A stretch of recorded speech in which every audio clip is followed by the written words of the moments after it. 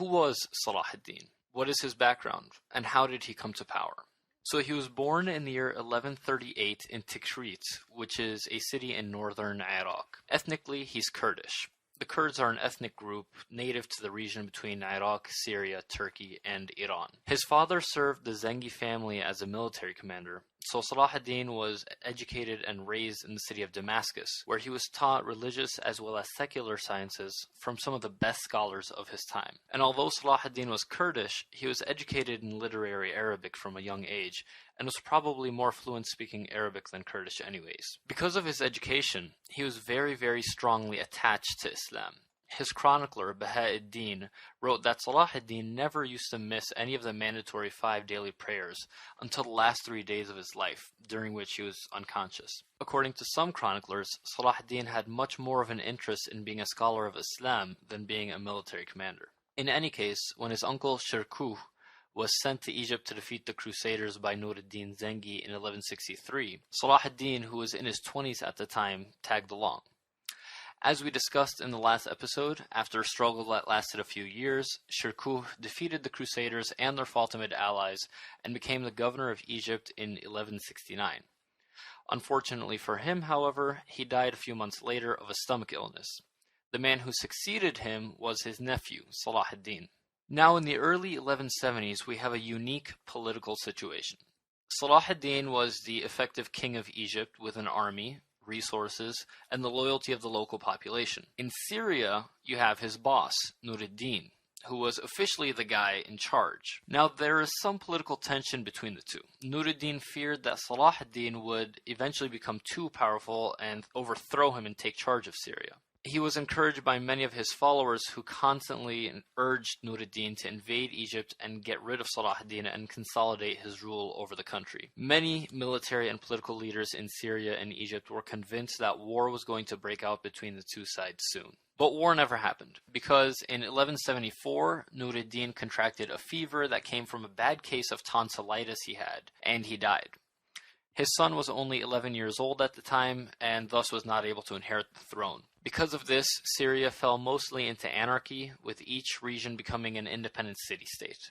Through this, SalahAldin found an opening to become the Sultan of Syria in addition to Egypt. The people of Syria generally supported him and welcomed him into cities such as Damascus, Homs, and Mosul. By 1176, SalahAldin was now the Sultan of a unified Syria and Egypt. Now let's turn our attention to the Crusader states, the ones that were established about 80 years earlier during the initial invasion in the early 1100s.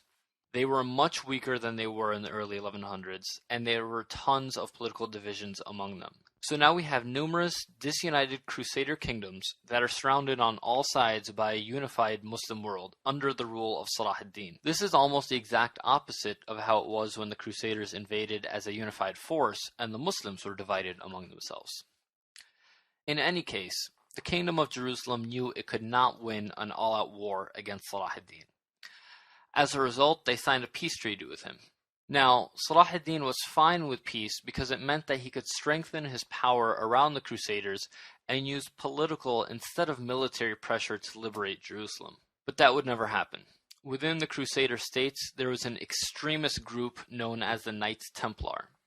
They were led by a belligerent man named Reynald de Chatillon. Although his army was small, he used it to constantly harass the surrounding Muslims. In breach of treaties signed by his own kingdom, Reynald would attack deep into Muslim lands, particularly looking for caravans of pilgrims headed towards Mecca and massacre them. On one occasion, he even attempted to attack Mecca itself, although he was unsuccessful. After numerous instances of treaty violations, SalahAldin was finally forced to go to war with the Kingdom of Jerusalem.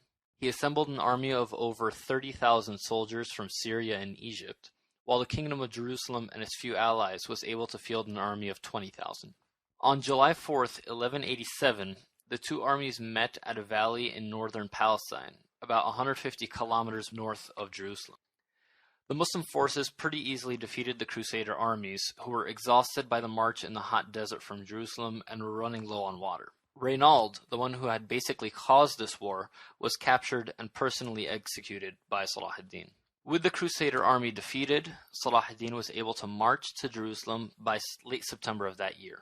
Only 160 Crusader soldiers defended Jerusalem against SalahAldin's army of over 100,000. Obviously, they had no chance of defeating the great Muslim general, and on October 2nd, they handed SalahAldin control over the city. 88 years and 2 months after being captured by the Crusaders, the holy city of Jerusalem was liberated once more by a united Muslim army. Now, what SalahAldin does with the people living in the city is really interesting. Keep in mind, when the Crusaders captured the city in 1099, they massacred every single person in the city, with blood flowing through the streets. SalahAldin, on the other hand, orders that no one is killed, and they are all allowed to leave with their possessions if they paid a small ransom fee. And for anyone who couldn't afford the ransom, he personally paid it for them. And even though they were exiled, SalahAldin left the city open to Christian pilgrimage at any time. The Muslim monuments of the city were converted back into mosques. SalahAldin himself helped clean the Al-Aqsa Mosque in time for the first Friday prayer held a week after the liberation. Unlike the earlier Crusader actions, SalahAldin did not desecrate any Christian churches and allowed freedom of religion in the city. Of course, the loss of Jerusalem was a huge shock to Christian Europe, which launched another crusade to recapture it. SalahAldin defeated them as well in the early 1190s and was able to protect the city. SalahAldin died in 1193 in Damascus with an empire that stretched from Yemen to Syria to Egypt. Jerusalem itself would remain a Muslim-controlled city long after his death, until 1917 when it was captured by the British in World War I.